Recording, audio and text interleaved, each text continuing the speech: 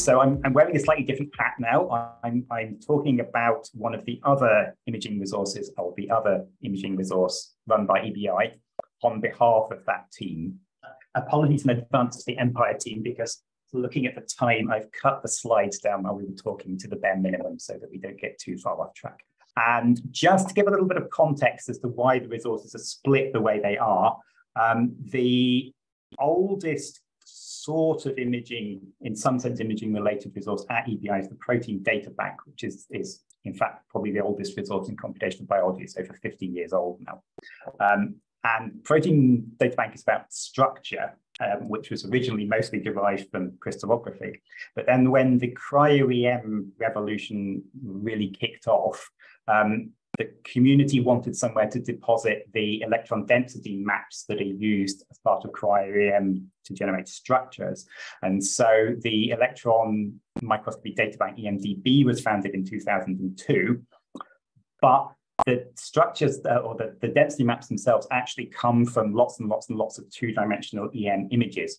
So in 2013, EBI launched EMPIAR, Electron Microscopy Public Image Archive, to hold those 2D images underlying density maps, underlying structure.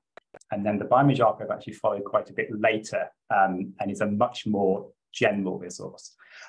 EMPIAR has actually now expanded a little bit in that it holds not just the much more structure-related data, which has this close relationship between image to map to structure, but also volume electron microscopy and X-ray microscopy, which are much more like, in a sense, almost standard three-dimensional imaging data.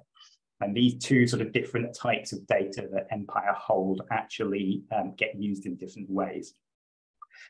By number of entries, and actually even more so by data volume, EMPIAR is mostly still the cryo-EM and cryo-electron tomography side. That's about 90% of the entries. But there is a growing collection of these three-dimensional EM and X-ray images and correlative imaging, where actually the BioImage Archive holds the light microscopy component of the data. EMPIAR is pretty big by data resource standards. So it's coming up to 3 petabytes in size of total data. Not only is it big in size, but it's growing pretty rapidly. The growth it's not completely exponential, but it's quite rapid. And the growth of EMPIAR is actually one of the things where on the BioImage Archive side, that in a sense, the rest of the data, we're quite confident there's room to grow within the existing storage systems, because EMPIAR is handling much, much, much larger data volumes at the moment. EMPIAR has a different submission model in that data are curated. So Teresa showed you earlier on how the BioImage Archive submission works, whereby you basically click through web forms and submit, and then we take your data. Jean-Marie talked about the IDR, where there's a much more intense curation process. EMPIAR is somewhere in between the two, in that there is active human curation of the data on the way in. Which means that it will usually take a little bit longer to get the submission out. That's more intensive on this sort of cryo-EM side, because the making sure that the right metadata are there for the EMDB and PDB is so much more critical.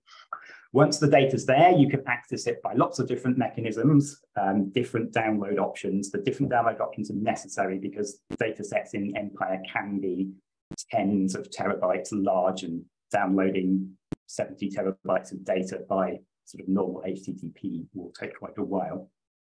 EMPIAR provides some interactive ways to look at the data. So you can look at thumbnails for individual images, and in some cases, volume data. There's quite extensive help, because EMPIAR has been around for a long time and has built up resources both on the website and with recorded training materials to help you get through the deposition. The main slide I really wanted to highlight here is we've talked about 3 different data resources. How do these fit together for images? And the answer is that there is in a sense, a difference in how frequently we'd expect these to be used. So the BioImage Archive is, in a sense, the kind of routine deposition route for you want to deposit data You need to go through the process relatively quickly, often because there's a specific time pressure for the journal. And the data set is, in a sense, standard. The submission process there is really designed to get the data through not as quickly as possible, because we do need to keep a certain level of core metadata, but to support rapid routine deposition.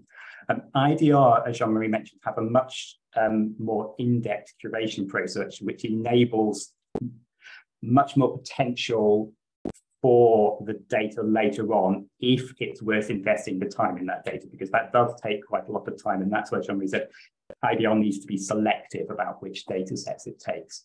And EMPIAR really is, because it's very specific to certain data types, you will in general know where you want to use it. Most commonly, if you have structure derived from cryo-EM data, but also in some cases for volume electron microscopy and certain types of X-ray data. There is in a sense, there's an underlying model for how data resources is built here, which is around the concept of both archives, which are really there to hold kind of a base level of information about the data types they hold, keep that data for a long time. So we promise to keep the data as long as it's scientifically useful, which for most of the EBI resources so far has meant decades, but without having a very sort of in-depth curated understanding of those data. And on top of that, I built what are called added value data resources, which is much where the IDR fits, where you can kind of unlock a lot of the potential through that intensive curation. I am going to stop there and thank the EMPIAR team, especially for providing me with slides.